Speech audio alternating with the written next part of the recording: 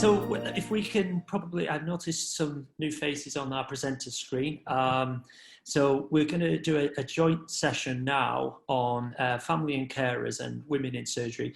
And I'm really pleased to see Dr. Karen Booth jump up there, because Michelle arrived and it said Karen Booth, and I thought, that isn't Karen Booth. Oh my goodness.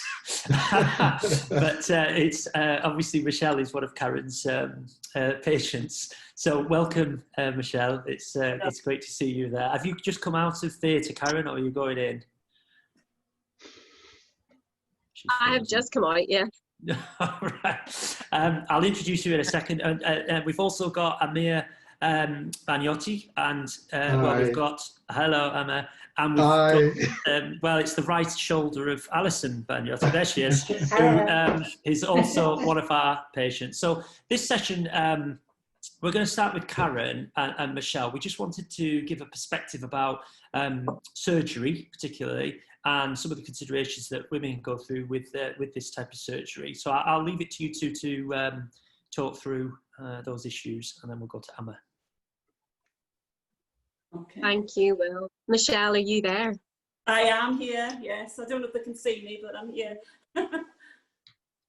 I'll do introductions then. So I'm Karen Booth. I'm one of the heart surgeons at the Freeman Hospital in Newcastle.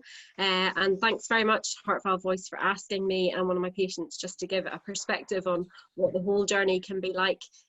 It was called Women in Cardiothoracic Surgery, and there's nothing more to say other than that is correct. I am a woman, and it obviously is possible to be a female surgeon. From the perspective of a patient coming in, Michelle and I were just kind of going to chat through things that Michelle has learned after the event.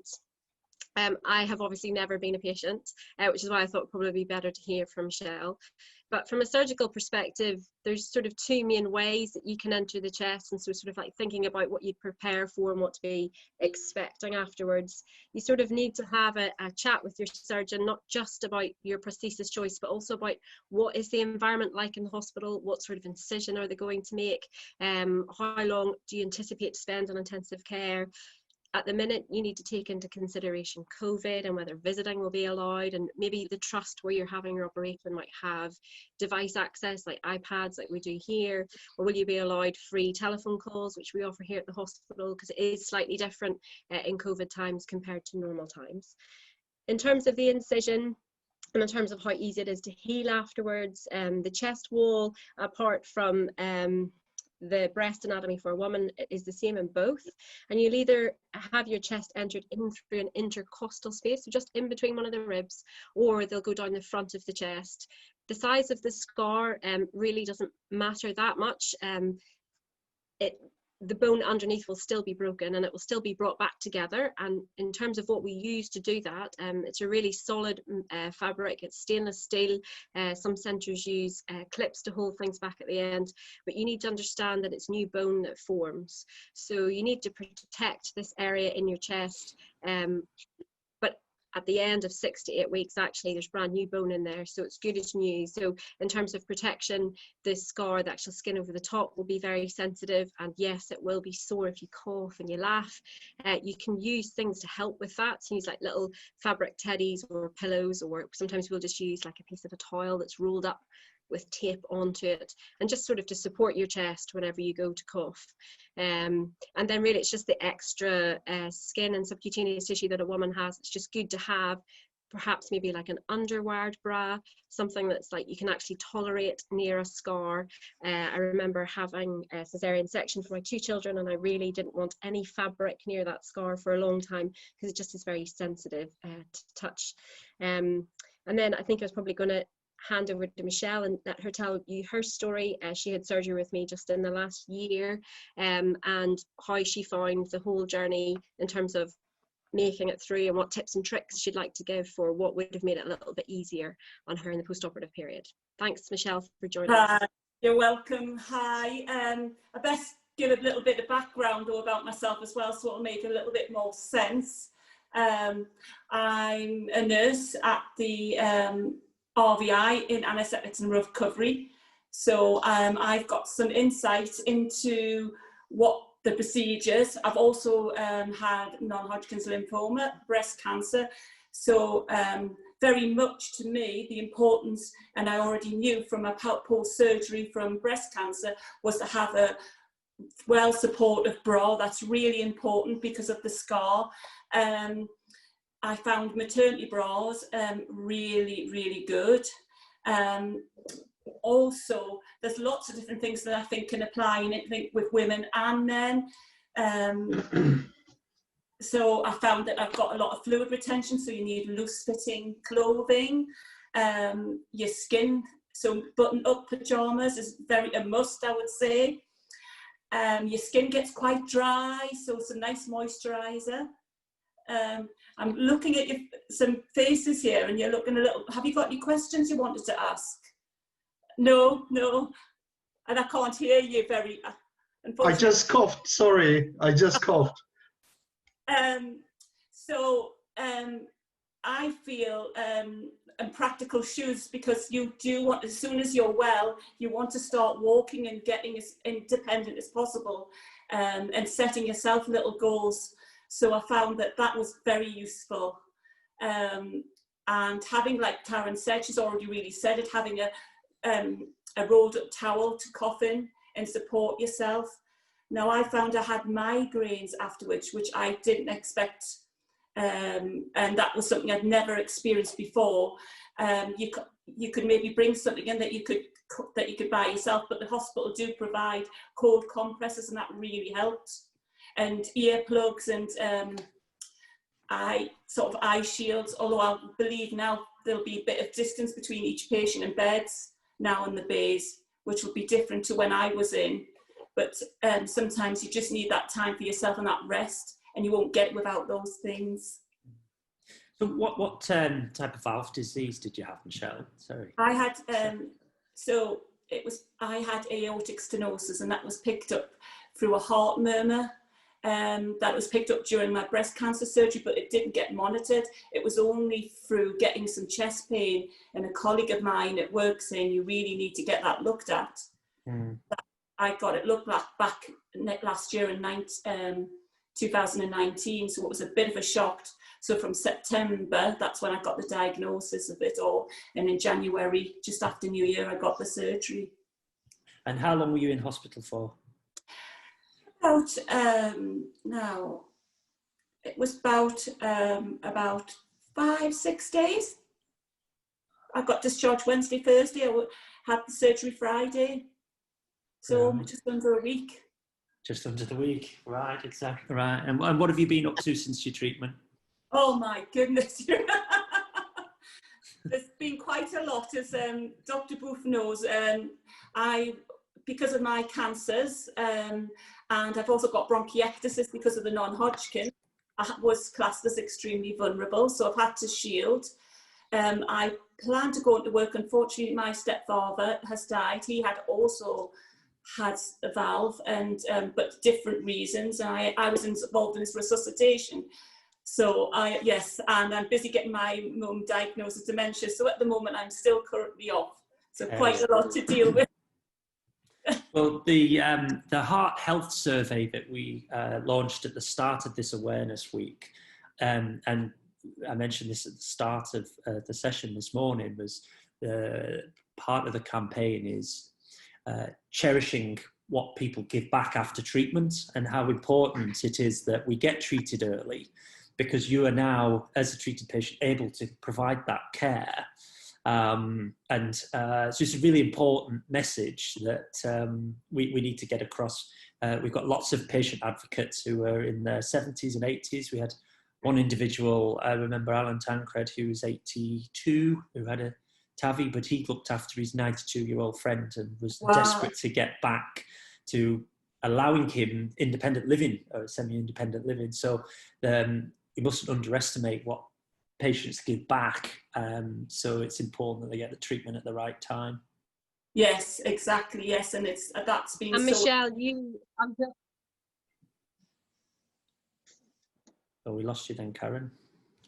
I'm sorry. I'm just going to highlight, I mean, obviously COVID got in the way, but Michelle was actually planning to return to work. So she's unbelievable what she was prepared to be able to go back and do, despite all of the diagnoses that she's had, but was able to take the new valve and use that to her advantage.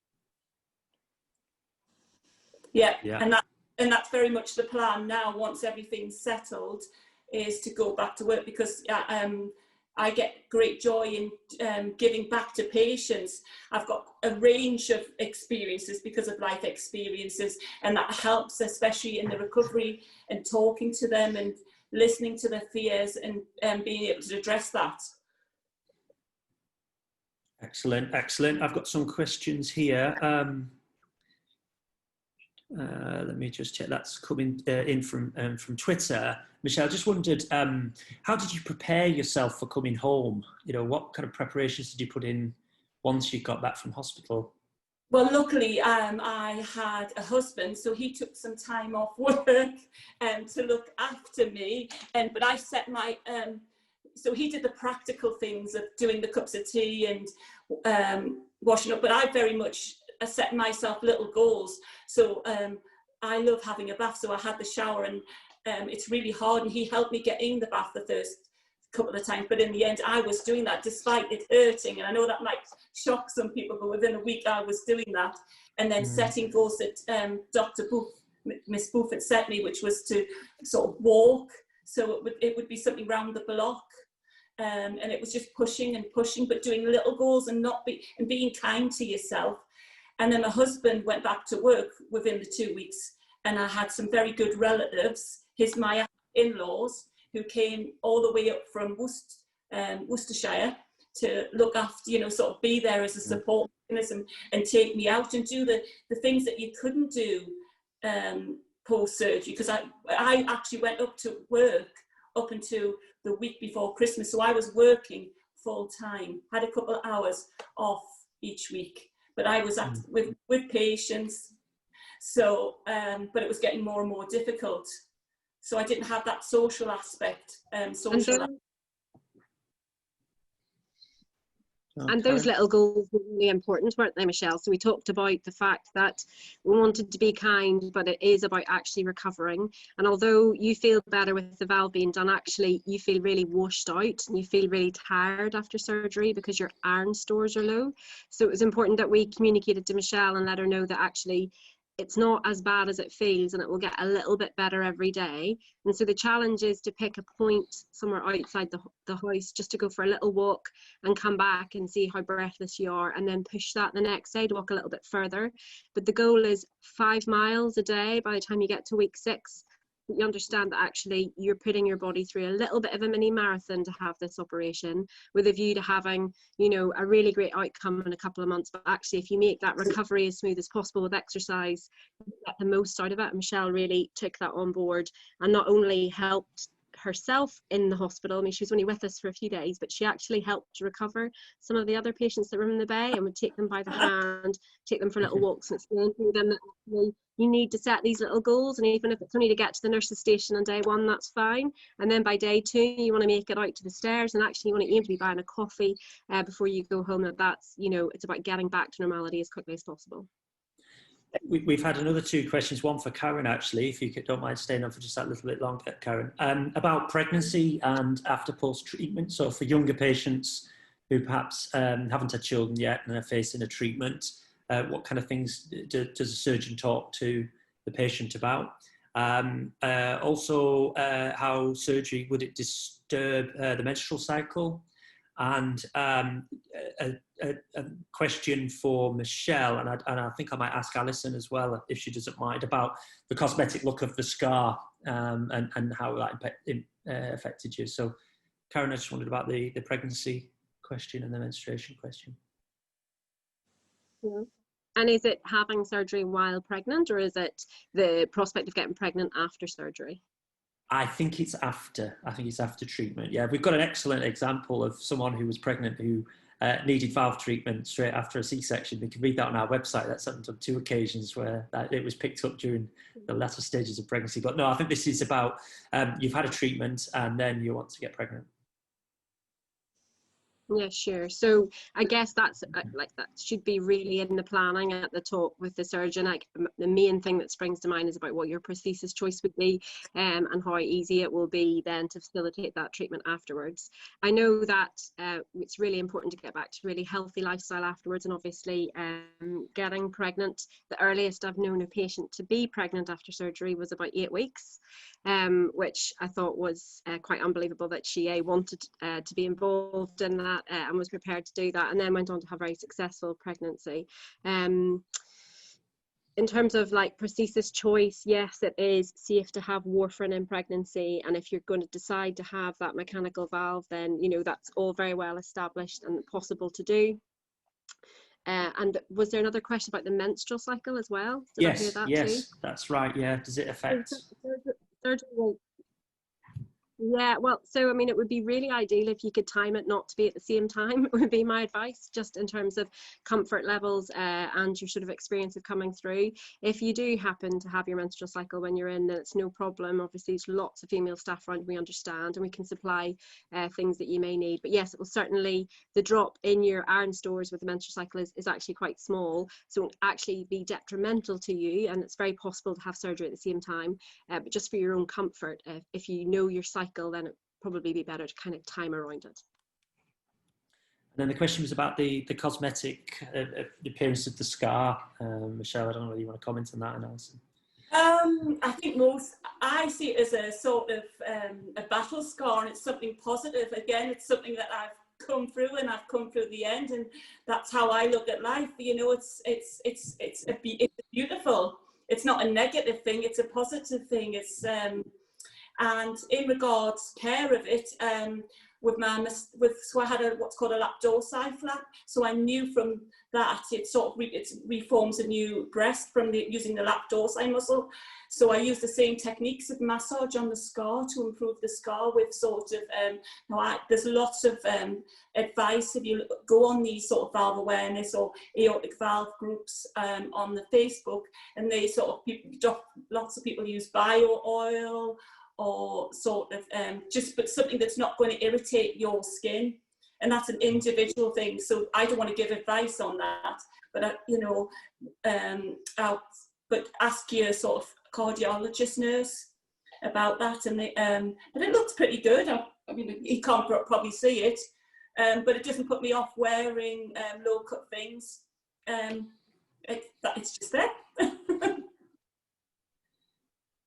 Are you going to say something then, Karen? You've popped back up on the screen, or are you just smiling? I was just going to give some advice about, in terms of the scar health and in terms of keeping it. Cleanliness is probably the important thing, so making sure that it gets cleaned once a day. That's not rubbing soap over the scar, but a shower is a good thing to do on a daily basis. If you've got a bath and you put a tablespoonful of salt into it, that's excellent. That's what we clean wounds with. That is equivalent to using normal saline, so actually just salt in the bath. And actually tea tree oil is very good as well, just a few drops into the water, and just keeping it clean, making sure the clothes that go on are clean on top and dry, and actually just letting it be exposed there is the best way to get the best results from your scar. Yeah, and I should have added, I didn't do that straight away. I did that after it healed, after 6 weeks, the sort of rubbing in the scar and the appearance. I didn't do it straight after surgery, so I did do all the sort of ensuring it was clean, what Karen's just advised. Go on, Alison, I think you were about to say something. Yeah, I was just saying, I think scars for women is a really big thing. I think men quite like to have a big scar, but that was one thing I was really dreading. I threw all my bikinis away before surgery, thinking I would never ever have the chance to, you know, these are worries that you have. But I use bio oil on my scar, which I know a lot of people use. But the main thing is, I think, with me that helped a lot was I kept it out of the sun for a good year, and even now I always put total block over it. But I think I'm not going to show off my cleavage on this, but anybody's welcome to see it if they want to. But I think I virtually don't have a scar at all. I don't think anybody could even tell unless they look really, really closely. I don't think they would even notice that I'd had surgery. That's because I had a brilliant surgeon, right enough. But Karen's laughing. I think it's probably it's probably wrong to say that it's only women that are worried about. I mean, my My brother-in-law had heart surgery. I had an aortic valve replacement, actually had endocarditis and a bicuspid valve, and had a stroke, unfortunately. But whenever I got involved just to try and find out what I could do to help him, I just basically said to him, you know, tell me what it is you need. Do you really want to have somebody who's got really great post-operative care and will spend a lot of time with you? Are you interested in what size the scar is? Are you interested in taking warfarin or not? What the things really matter to you? And he said to me that it was really important to him to have the smallest scar possible, because he really was worried about the other boys in the office knowing that he basically wanted to have surgery and people not really to be aware of it, because it would make him feel like he hadn't been damaged in any way. He was still young, fit and healthy, so he didn't want his heart disease to really be like a signal of who he was. And I think that's okay, and it's perfectly. The thing about the scar, it doesn't have to relate to the bone incision underneath. So you can say to the surgeon, I would prefer to have a smaller scar, and they can make a smaller scar over the skin and still open all of the bone. We've had some comments from Angie as well, which is another great advocate of ours on Facebook. She was just saying, trying to find a comfortable bra after surgery is a mission, and in her words, especially if you are a bigger size. Absolutely. But am I wrong? I always advise Marks and Spencer's. I mean, again, I've never had surgery, so, apologise for this, but that's what I've been told by my female patients, that Marks and Spencer's do a good, great non-underwired one or a sports one. But it's not easy to find something that's comfortable, especially to sit over a scar. It's difficult. I've actually found I ended up getting maternity bras, even though I had underwire sort of surgical bras from Marks and Spencer's.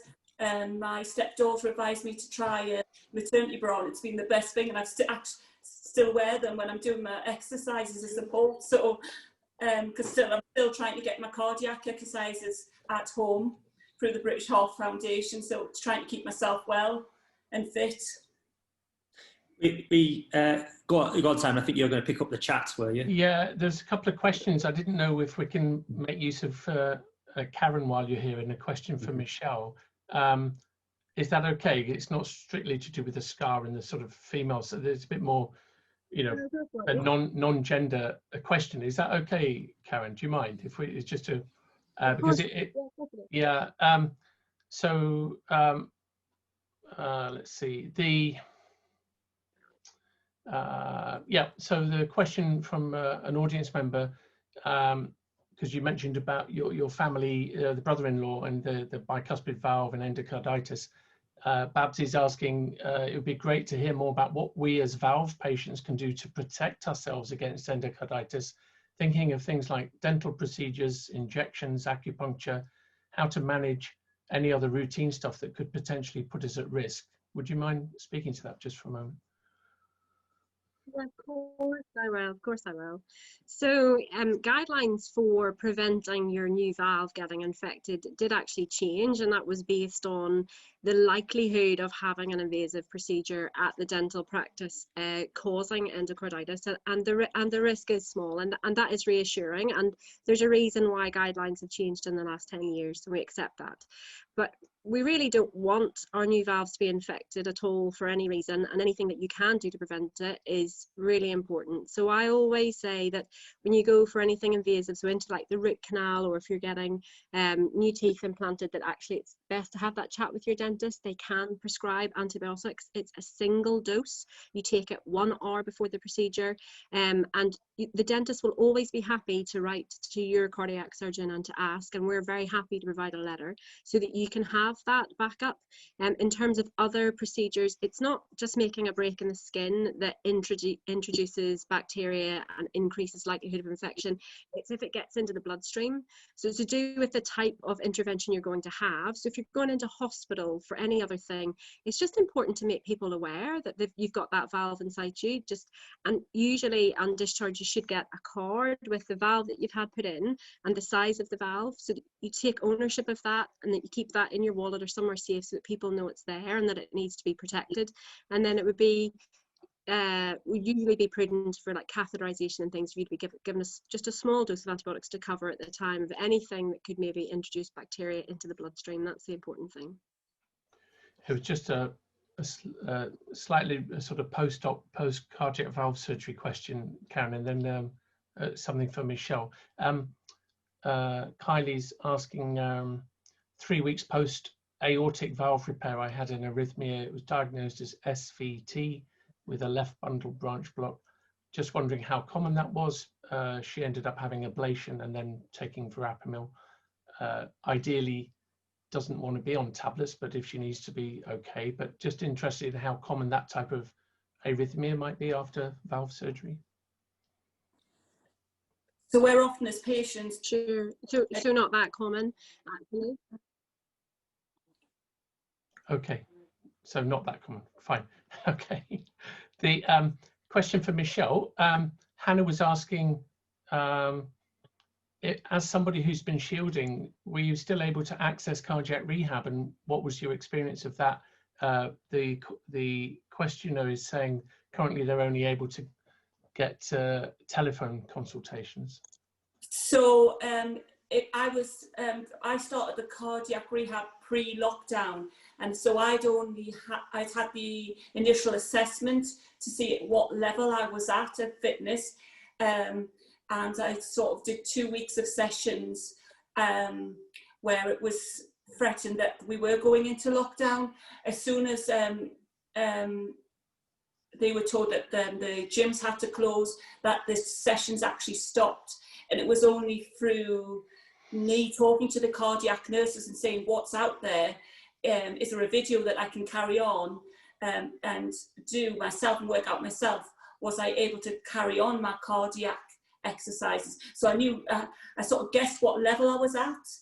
And it was only, so the British Heart Foundation do produce a video and you can access it on YouTube, but must stress you must talk to your cardiac nurses and work with them, because there's certain things about advice they'll give you when taking on any exercise. It's obviously to rest if you see any chest pain, and different people have different heart conditions. So my advice is work with them, but if you're really keen to do that, do that. And I just gradually, as my body became stronger, I would move on to the next level. And that's how I did it. But I've also, because I've had a period of not doing it for bereavement reasons, and I'm just starting again, I've gone back to level 3. It's actually on 5 levels. So I'm building myself up again. Just sorry, Simon, I'm just conscious we've got 20 minutes left to, and Emma and Alison are going to do their session on family members, patients and carers. I don't know whether we can upload the presentation for Emma. Karen, Michelle, you're more than welcome to stay on. Thank you very much for answering our questions, provide real insight into not only just after treatment, but the lead up to treatment and the experience. It was really inspiring, Michelle. Thank you for that. And Karen, as ever, it's lovely to see you. It's such a shame that we are on a virtual environment, because I think the last time I saw you was in Portugal at a conference, and it's not quite the same, is it? Better. Not quite But, the same. we managed. But listen, it was a real pleasure to join you. Actually, I'm going to go back to theatre, so thank you very much. Oh. Thanks, Karen. There's the one thing I can add, because it is about women here. Yes, go for it.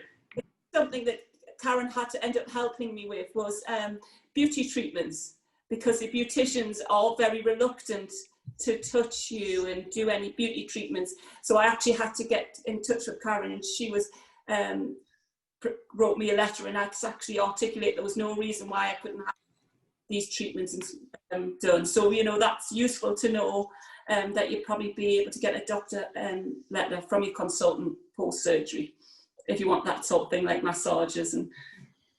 Good advice. Thank you for that. We might follow up with you on that, Michelle, actually, and get that something on the website about that. That would be wonderful. Yeah, you're welcome. But I have to go, unfortunately. I would have loved to have stayed and listened to Alison, but I haven't. Thank you very much. See you soon. Bye. Bye. So I've already kind of teed up this session, but Emma is a GP, down in Brighton, and about a year and a bit ago, he found out that his wife on his left-hand shoulder there, Alison, had valve disease, and went through a successful treatment, and Alison is now one of our trustees, our patient trustees. I won't steal your thunder about what you did a year, pretty much to the day after your surgery at St Thomas's. I'll leave that to you, but that's a classic example of quality of life after treatment. So I'll leave it to you, Emma. Hi everyone. I'm a GP in Sussex. Yes, it's my story today, basically, as a partner, as a carer for a heart valve disease patient. The lead up to treatment starts with the day of diagnosis. Alison was diagnosed following her delivery of our only child, who's a teenager now, and didn't really think much of it, apart from the annual pilgrimage to the cardiologist just before Christmas, and being told that slight deterioration, and it took quite a while. It was about 15 years from diagnosis when the measurements were suggesting severe disease, although Alison was asymptomatic. Now, as I said, well, this is not about Alison, it's about us. And once we reach that phase of contemplating surgery, that's when we started planning. And this is the most important part of the journey that we do together. Alison joined forums of patients with previous heart valve disease and underwent surgery, so she knew a lot about it.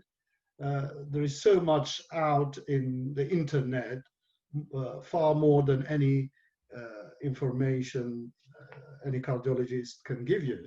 So she was very well clued up. However, the difficulty for me started when she had to make the choice. She made the choice of time of surgery because she wasn't in the sort of twilight zone where not severe enough to be done straight away, given the option of waiting or another 6 months or having the procedure. And she wanted me to make the decision for her, and it was very, very difficult. So I just helped her with information. We talked a lot, and I made sure she makes her own decision, which she did, because she was getting extremely paranoid about dropping dead in the woods while walking the dog, which is very, very scary.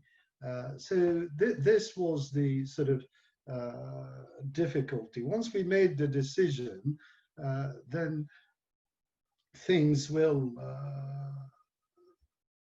becomes easier with planning, and these are the tips that I give to any listener, any of the audience who are going to be carers or patients.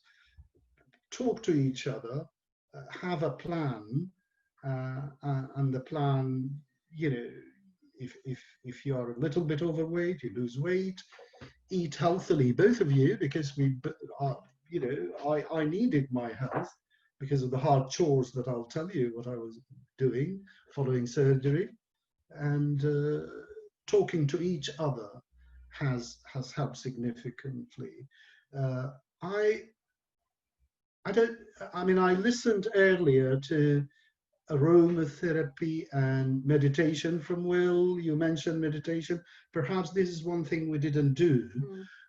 There was nothing that could prepare me emotionally. It was very difficult, but I remained positive, and by being positive and talking a lot, I think I managed to survive that, because having a teenager and doing her GCSE at the time of Alison's surgery, there were many what ifs, but our philosophy was, if she waited, she's not going to have that easy 6 month, she's still living in fear all the time. So we decided together that she would go ahead with the procedure, and that was that. So yeah, I mean, emotional, you got to be prepared for an emotional avalanche at some stage. Yeah, I think that's the whole thing. Everybody's putting on a brave face for each other, right from the word go. So it's important that you actually talk to each other. I know that I certainly used to wake up in the middle of the night when everybody was sleeping and, you know, think, gosh, am I going to be here in a few weeks' time to still see them? But obviously he would probably be thinking the same thing. So it's good to just open up. I think that's important. Yeah, I mean, so we go back to planning. That involves, you know, time off work. I was very, very lucky. I had the privilege of having 2 weeks compassionate leave, and I took 2 weeks holiday as well. So I ended up with Alison 4 weeks. I kept my, yeah, that was difficult, 4 weeks. I kept myself busy until the day of surgery. And this is the way to go about it. Preparation, you got to think about a dog walker for the dog, you know, who's going to take my, you know, daughter to school and look after her while I'm in, you know, in London with Alison. So it was, you know, down to the V-shaped pillow, which was very important, the V-shaped pillow for post-operative comfort, and the bag. We had the bag prepared for a week, only to find out while we were parking in St. Thomas's in London that we left the bag in Sussex. On a Sunday night, we had to run around in shops and buy some nighties and some toothbrushes and stuff. So I think the bag is a big thing for patients, and I think that's good for carers or husbands or whoever. The bag is a big thing before you're going in for something like this. So don't do what I did and leave it in the kitchen. So the most important thing is be positive and have something to look forward to. A concert, a holiday, or even a football match, if that's what you love most after surgery. So something to look forward to is very good. So the waiting is the most difficult. Once we were told, oh, the surgery is going to be next week, that was very difficult, and we had some sleepless nights, but thanks heaven it's all over.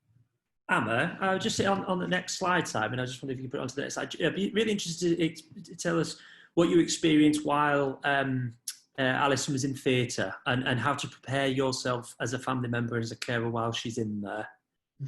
This is the most difficult time. That's the most difficult time of my life, because I had my sister with me. You have to have a companion. It's so difficult. Obviously, I had my daughter who's a teenager, and I had my sister, and my sister came to basically the beginning of the morning and took my daughter away shopping and to keep her busy. But I also had a cousin. She was a GP in London, and that was very helpful. I found it it was really easy for us on the day. She was absolutely beaming, very being washed with all sanitizers and looking clean and nice and buzzing, until she came to that swing door, and then she broke into tears. And that broke my heart. I was in tears. I'm sorry. I don't know how emotional people are different in expressing their emotions, but for me it was difficult. It was the most difficult time. And so it's good to have a companion, because when you're alone, time never, passes. So I had a company, and despite that, it was a very long time until the surgeon called me a couple of hours later, and my heart sank. It was a brilliant Speedy Gonzalez surgeon who did the procedure very quickly, and I was sort of, my heart sank to that phone call. I was trembling to answer that phone. You always think about the worst, and luckily everything went well according to plan. So and it's a very long day until I mean, people are different. People go for walks around the hospital. I did few walks around the premises, but I could not leave the hospital. My mum lives in London. I could have gone there for a meal or something, but I remained around the hospital. I could not leave. And it's a long day, as I said, until she's extubated and I saw her in ITU. I could not leave that hospital. So this phase, I mean, it is very, very difficult, and you just go through the motion, what if and what if, and having a teenager of a child is very, very difficult, you know. So anyway, that was the day, and it gets much easier from now on. It was easy in the ward. Every day you see one tube less. Started mobilizing on day 3, and we thought she could possibly go home on day 4, but you got to my advice, top tip, you got to be prepared for the unexpected. Alison had some you know, fascination to her old electrical problems, and she managed to develop atrial fibrillation, and she was meant to be discharged on day 5. She remained in hospital for 8 days. She had to be taken back to HDU. So that was a bit of a unexpected bump, to no fault of her surgeon, but that's her problem. So it was easy. I don't know about COVID times now. I'm sure patients, you know, carers will not be able to see their loved ones. They will talk to them by phone, and they will be communicating by phone or iPad or Skype or whatever. But hopefully this pandemic is not going to last forever. Yeah. One of the things that when I speak to patients a lot is about the strong emotions that they feel after treatment. I remember speaking to an individual who'd been in the SAS for most of his working life, very strong-willed, strong character, and I was talking to him a week after his procedure, and he just burst out into tears and said, "That's the first time I've cried since I was about 10," and it just, the emotions, and it's about, I just wondered about your thoughts on how, as family members and extended family members, how to deal with that. Absolutely. I mean, I was going to enlist the chores, and number 1, being a counsellor. I have been a counsellor for my wife because she had these tremendous emotions, breaking into tears, a lot of emotions, and you just have to be able to deal with it, listen, and the way you deal, listen to them, talk to them, reassure, and just laugh it off. I think patience is very, very important. You know, whoever you are as a carer or as a friend or anything like that, just be patient with anybody that's been through it. I was absolutely, I mean, Will, you'll know this. I was kind of euphoric for about 6 months afterwards, and I felt as if I was invincible. And really, when I think back on it, some of the stuff I came out with, I was away with the fairies. You know, I was not me at all. I am now again, but yeah, the emotional side of it's really, really important, that people don't judge you for it. They don't just accept that that's you back to normal again. Well, you fluctuated from euphoria to some form of fear and, you know, almost depression. Yeah. It was a turmoil. It was just an avalanche of, you know, different emotions that Alison has been going through, and I just have to soak all this up be a good listener, be a counselor, try to go through her experience and reassure her that, you know, she did very well and we are almost out of the woods. Will, you said something about you. Oh, sorry.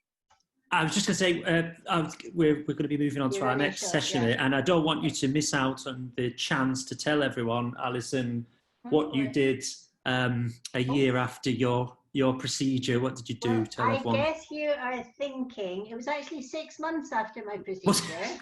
I had my procedure on the 15th or 16th of October, and I believe we abseiled down the side of the hospital in London on sometime in May, wasn't it? So about 6 months after surgery, I abseiled down the side of the same hospital that I had actually had surgery in 6 months before.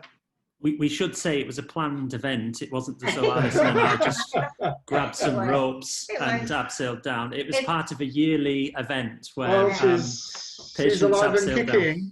And now she wants to abseil with Boris Johnson. Well, thank you very much for your time. We're going to move on to introduce the next speakers. Thanks, Emma. Thanks, Alison. Thank you. And we'll capture that. So that was the session for families, carers of patients who've been recently treated.